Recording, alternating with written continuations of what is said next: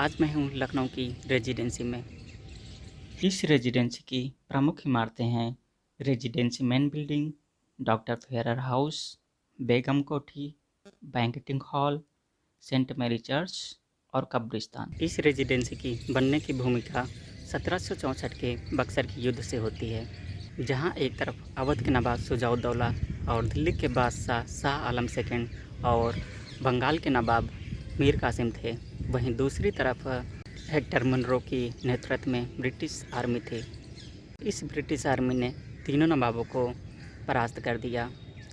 उसके बाद इलाहाबाद की संधि होती है, जिसमें रॉबर्ट क्लाइव अवध के नवाब शुजाउद्दौला को यह कहता है कि अवध में एक ब्रिटिश रेजिमेंट रखनी पड़ेगी।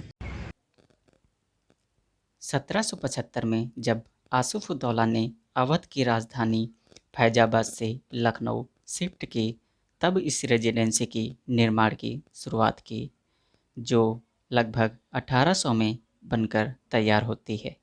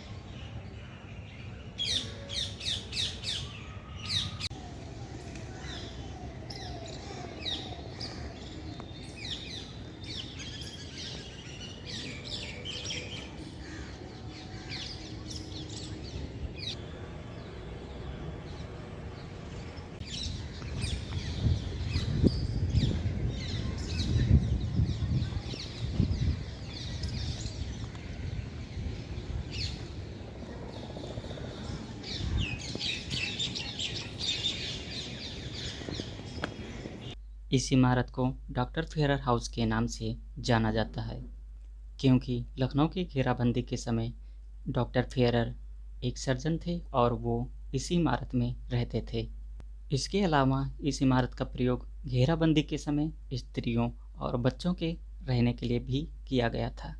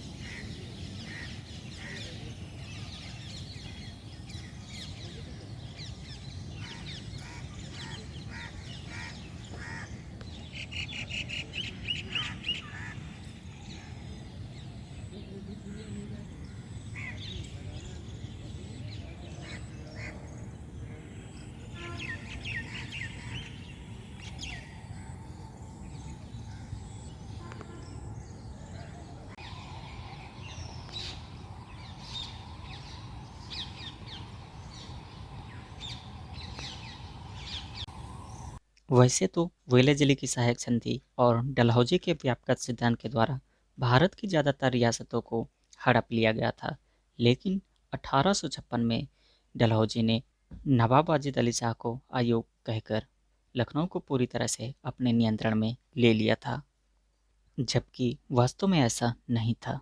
भारत के पहले स्वतंत्रता संग्राम यानी 1857 की क्रांति में जब झांसी में रानी लक्ष्मीबाई, कानपुर में नाना साहब और ग्वालियर में तात्या टोपे अंग्रेजों से आज़ादी की लड़ाई लड़ रहे थे, तब ठीक उसी समय लखनऊ के क्रांतिकारियों ने नवाब वाजिद अली शाह की बेगम बेगम हजरत महल के नेतृत्व में अंग्रेज़ों के विरुद्ध विद्रोह कर देते हैं और इसी रेजिडेंसी में उनका घिराव कर लेते हैं।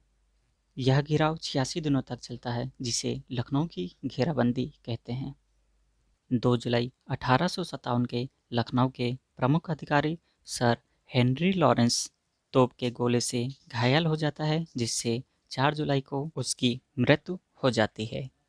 माना जाता है कि इस 86 दिनों की घेराबंदी में 2000 से भी ज़्यादा अंग्रेज़ों की मौतें हुई थी।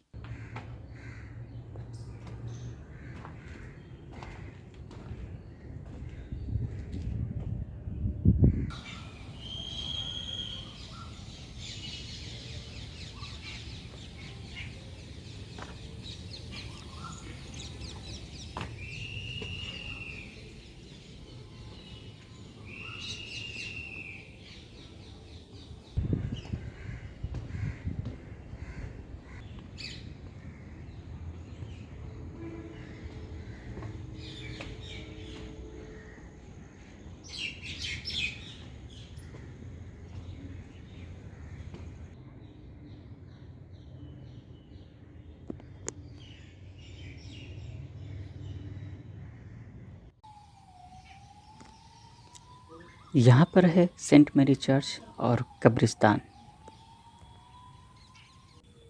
इसमें लिखा है कि 1857 की घेराबंदी के समय मृतकों की अत्यधिक संख्या के कारण उन्हें चर्च के पास की भूमि में प्रायः मृतक संस्कार किए बिना ही एक संक्षिप्त प्रार्थना के साथ दफना दिया जाता था।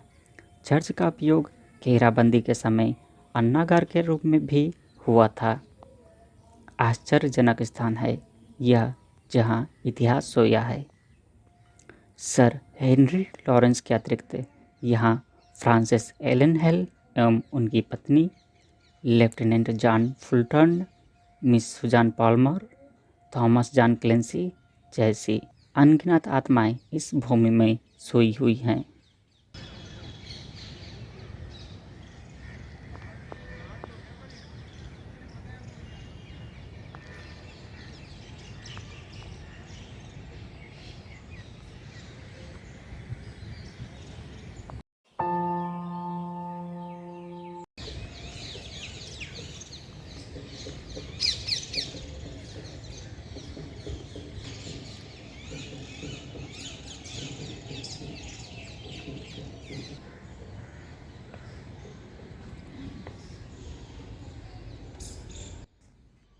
यह है बैंक्वेट हॉल। इसका निर्माण नवाब सआदत अली खां ने करवाया था।